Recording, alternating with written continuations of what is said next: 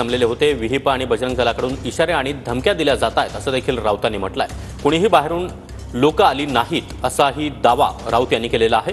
2 दिवसांपासून नागपुरात विहिप आणि बजरंग दलाकडून भडकवणारी वक्तव्य सुरू होती असा गंभीर आरोप संजय राऊतांनी केला। गेले 2 दिवस मी नागपुरात विश्व हिंदू परिषद बजरंग दल या गटाचे लोक समोर येऊन भडकवणारी वक्तव्य देताना मी पाहतोय। वृत्तवाहिन्यावर पाहतोय, वृत्तपत्रात पाहतोय। इशारे देत आहेत, धमक्या देत आहेत।